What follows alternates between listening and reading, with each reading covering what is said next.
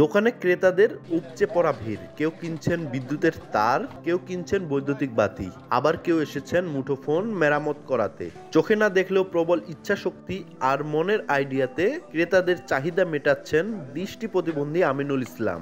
সমাজ ও পরিবারের বোঝা না হয়ে দীর্ঘ 15 বছর ধরে স্থানীয় বাজারে মোবাইল ও ইলেকট্রিক সামগ্রীর ব্যবসা করছেন তিনি। প্রতিদিনের মতো সকালে দোকান খুলতে সাহায্য নেন মানুষের। এরপর শুধুমাত্র অনুমান করে ক্রেতাদের কাছে মোবাইল ইলেকট্রিক সামগ্রী সহ অন্যান্য সামগ্রী বিক্রি করেন।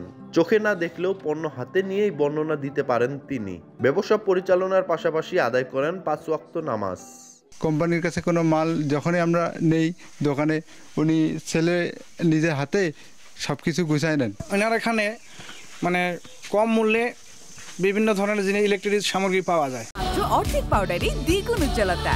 নতুন রিন অ্যাডভান্সড অর্ধেক পাউডারে দ্বিগুণ উজ্জ্বলতা।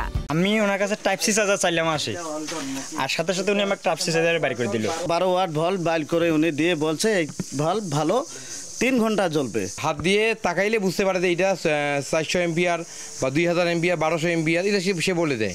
দামে যা 2-4-5 টাকা কম এখান থেকে কিন্তু পাওয়া যায়। সে একজন সাধারণ গরিব লোকের ছেলে, তার চোখে দৃষ্টি নেই। দৃষ্টি প্রতিবন্ধী জনাব আমিনুল ইসলাম আমার ফ্রেন্ড, আমি সরকারের একটু সহযোগিতা কামনা করছি। নিজের পায়ে দাঁড়ানো দৃষ্টিহীন আমিনুল এখন স্থানীয়দের আদর্শ। বর্তমানে কিছুটা পরিস্থিতির শিকার হওয়ায় সরকারি সহায়তার আশা দৃষ্টি প্রতিবন্ধী আমিনুলের। প্রতিবন্ধী হয়েও মানুষ একদম একটা আশ্চর্যের বিষয়, সে সাধারণ মানুষকে যেভাবে সেবা দিচ্ছে আজ পর্যন্ত আমরা কোনো তার ক্লেম পাইনি। এবং সে মোবাইল সার্ভিসিং থেকে ইলেকট্রনিক সে সকল ডিভাইস সে হাতে স্পর্শ করে সব বলতে পারে, যে সব মালের গুণাগুণ সে বলতে পারে। আমি মানুষের কাছে কিছু টাকা হাওলা নিছি, নেওয়ার পর আস্তে আস্তে ব্যবসা শুরু করছি। এই ব্যবসা করার বয়স আমাদের 15 বছর হচ্ছে। এই 15 বছর থেকে ব্যবসাটা আস্তে আস্তে আমরা এইভাবে আগে গেছি। এই জন্য আমরা সরকারের কাছে কিছু সাহায্য চাচ্ছি, যে সরকার যদি আমাকে একটু হেল্প করে আমার তাতে অনেক আরো উপকার আসতে পারে।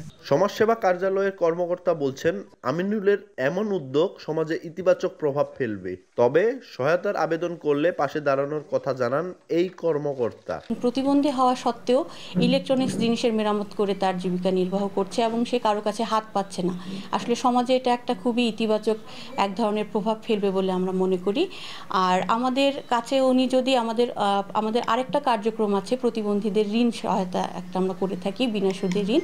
তো উনি যদি আমাদের কাছে আবেদন করেন, এর আগে কখনো আবেদন করেননি, আবেদন করলে আমাদের যদি বরাদ্দ আসে, বরাদ্দ সাপেক্ষে আমরা তাকে আমাদের ঋণ কার্যক্রমে আওতায় নিয়ে আসবো। মাত্র 10 বছর বয়সে বিদ্যালয়ে খেলা করতে গিয়ে দুর্ঘটনার শিকার হয় আমিনুল। চোখে বালু পড়লে দেখতে শুরু করেন ঘোলা। এর মাঝে চিকিৎসা ব্যয়বহুল হওয়ায় দারিদ্র পরিবার করাতে পারেনি চিকিৎসা।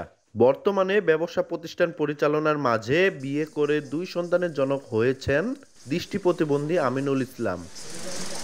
সোহাগ হায়দার, সময় সংবাদ, পঞ্চগড়।